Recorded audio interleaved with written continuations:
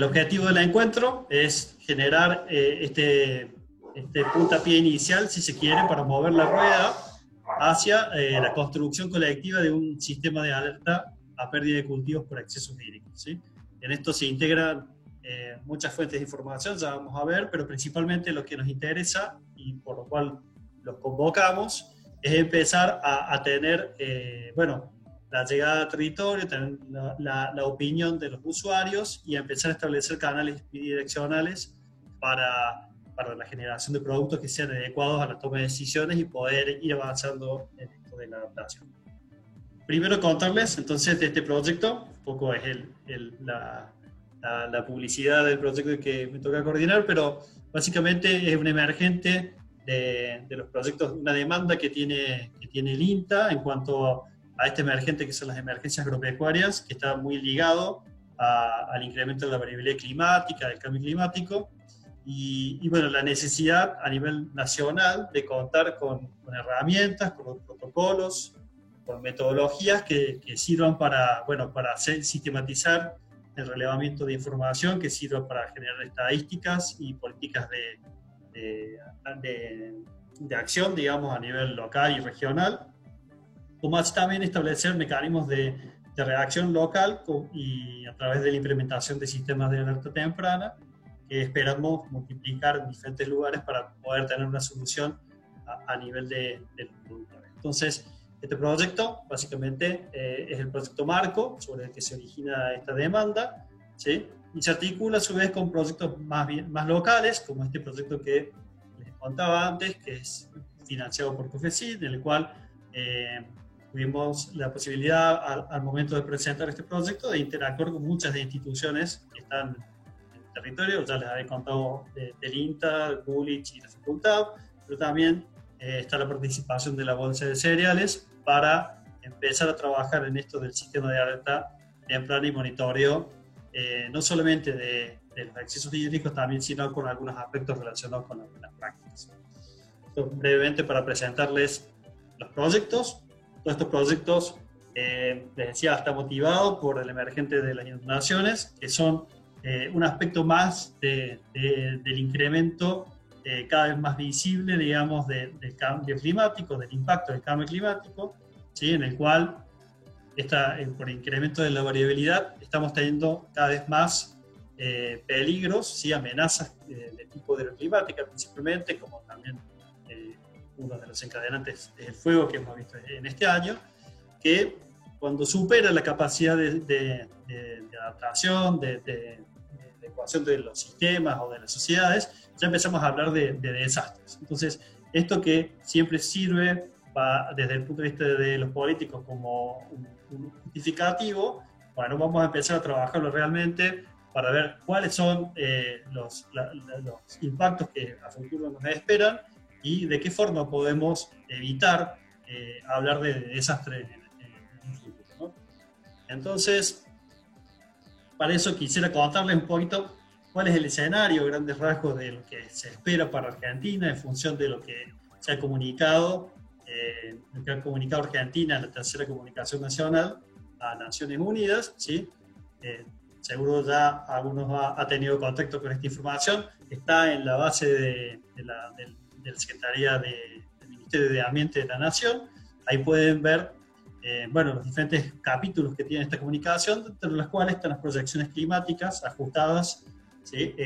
A nivel local, ¿no? Entonces hay en este ajuste que se hace selección de modelos, ¿sí? De los 20 y pico modelos que tiene el IPCC. Para la región central hay 4 de los modelos que tienen una mejor performance y se ha visto que predicen, particularmente para la región central, esto del incremento de temperaturas extremas, que es algo que se da a nivel global, pero también el incremento de la variabilidad en cuanto a las precipitaciones, ¿no? Entonces, esta variabilidad está relacionada con la extensión de la temporada seca, ¿sí? El invierno particularmente, ¿sí? Aumentando la cantidad de días sin lluvia, y por otro lado de la concentración de lluvias en algunos periodos de la campaña, por ejemplo, ya les vamos a mostrar lo que muestra el promedio a corto plazo. Esto hace que se estén esperando, ¿sí?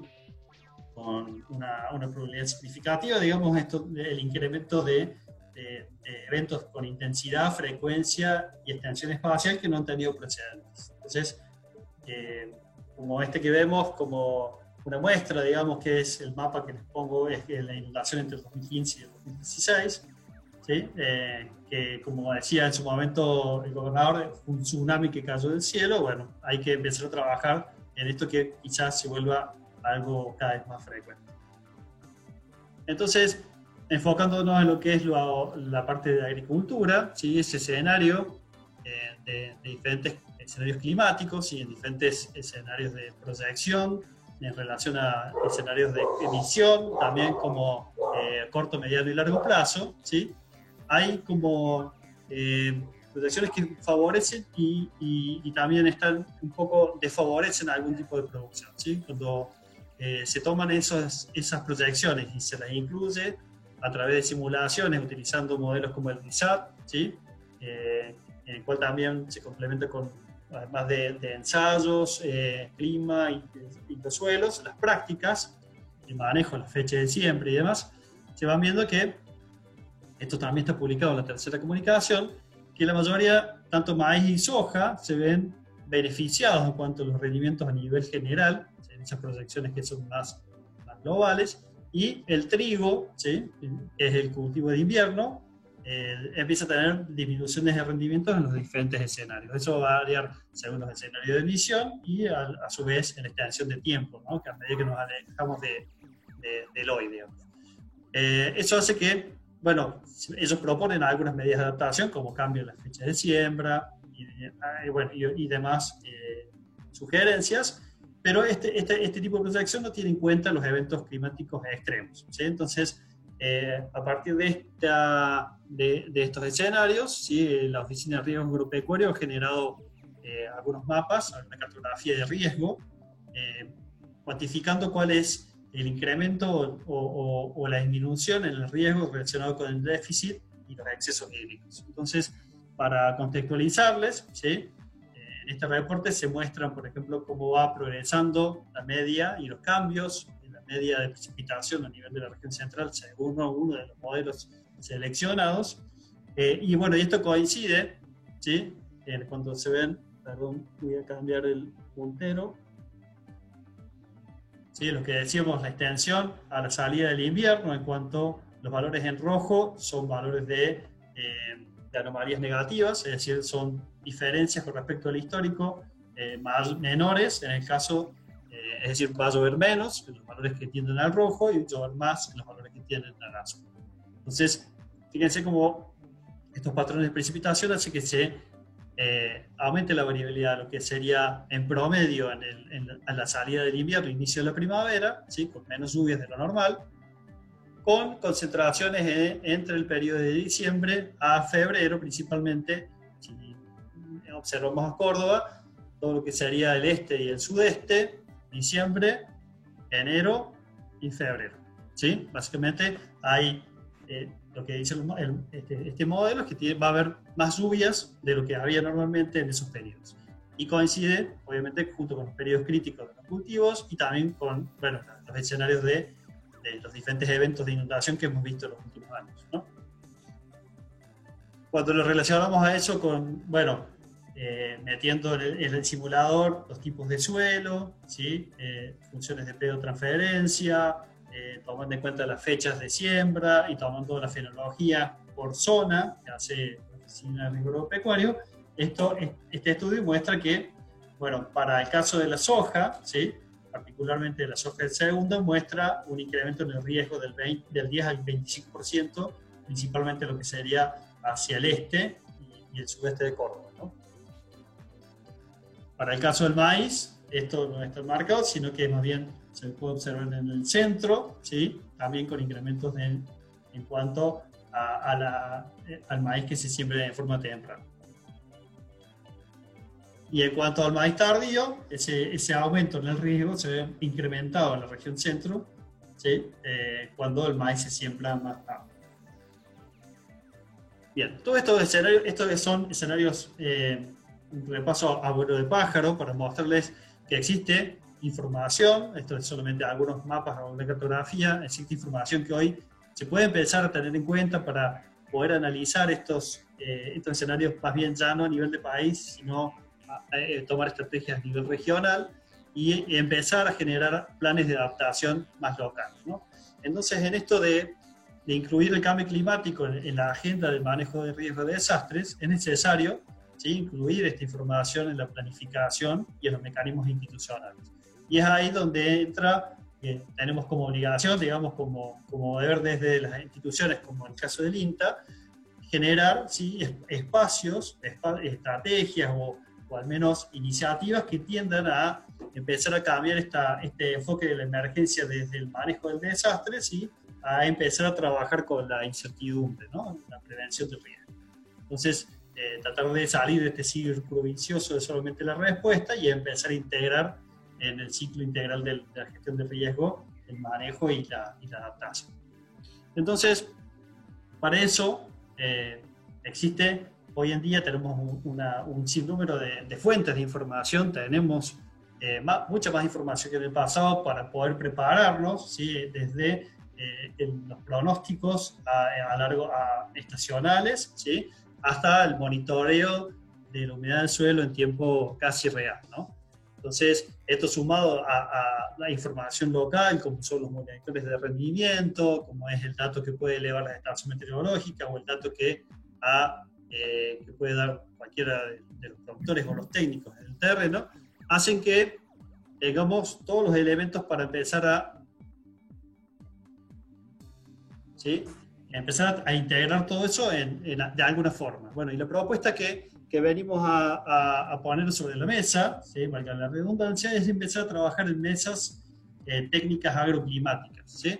Esta estrategia la está adoptando muchas regiones en el planeta, el CGR, por ejemplo, o el CIAT en Colombia, promocionan este tipo de estrategias porque en este tipo de espacios, ¿sí?, de espacios participativos, donde se integra el conocimiento del uso agronómico con la información disponible en diferentes fuentes, ¿sí?, acabamos de información desde los pronósticos hasta imágenes y de manejo, todo se integra, ¿sí?, para la toma de decisiones, integrando tanto las técnicas de manejo, ¿sí?, la estimación de vulnerabilidades, la misma información agroclimática en esas mesas, y a su vez lo más importante que muchas veces no se da es la devolución, ¿sí?, de lo que realmente necesitan información para tomar la decisión, tanto de los productores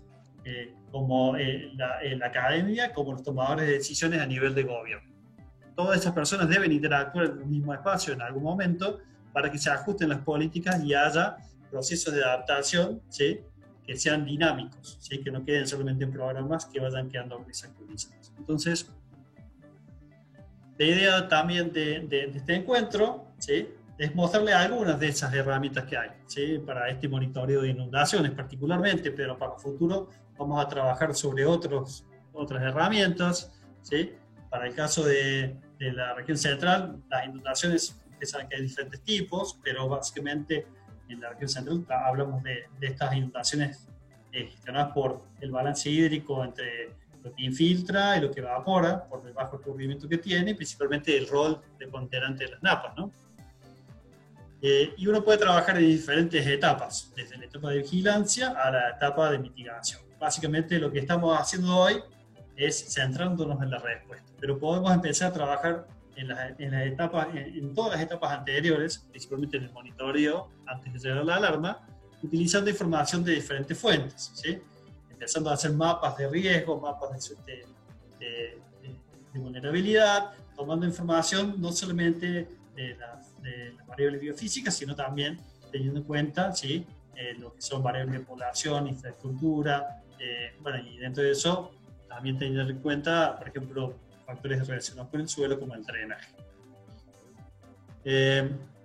Algunos de los productos que se encuentran disponibles se pueden integrar en esta mesa son, por ejemplo, productos de precipitaciones estimadas a través de satélites, humedad de suelo, como son los que propone el proyecto del SAOCOM, ¿sí?, donde se puede estimar la cantidad de de qué agua que habría disponible en el perfil, ¿sí? Si bien son productos que tienen una resolución más bien regional, hoy no tenemos productos disponibles a nivel de lote, sirven para la toma de decisiones al menos de forma más regional. También hay otros productos, como la oficina de riego, que lo que genera la oficina de riego agropecuario, para ver, por ejemplo, la capacidad de almacenaje del suelo, si hay posibilidades de que tengamos déficit o exceso hídrico en periodos críticos, ¿sí? Es decir, existe una gran cantidad de información, también relacionada con evapotranspiración, como la que genera el CEPA o como la que genera también CONAE, ¿sí? Hay mucha información disponible que es necesaria integrarla y mostrársela al productor para la toma de decisiones, productor y técnicos en esa mesa, ¿sí? Y bueno, y en cuanto a lo que es el monitoreo de la misma inundación, se puede trabajar con diferentes sensores. Básicamente el radar presenta muchas virtudes en cuanto a lo que es el manejo de la inundación o la estimación de la inundación, y en ese sentido venimos trabajando, integrando plataformas como el Google Earth Engine, ¿sí? Plataformas de procesamiento de la nube con imágenes de sensores como Sentinel-1, para ir ensayando y viendo cómo esto se puede integrar a la evaluación a nivel de lote. ¿Bien? Es decir, tenemos herramientas para ver a nivel regional, pero a su vez también estas estimaciones pueden darse a nivel de lote y cruzarse con información local, ¿no? Y en este sentido es cuando nosotros necesitamos sí o sí de la colaboración y de la integración en este sistema al productor, al tomador de decisiones también, porque es un camino de ida y de vuelta, ¿no? Cualquier iniciativa que se pueda empezar solamente desde generación de herramientas tecnológicas, siempre queda corta si no hay un feedback del usuario y de las necesidades que realmente tiene el productor. Entonces, bueno, tenemos otros productos como son imágenes satelitales con índices normalizados, que bueno, ya vamos a ir tocando más en detalle.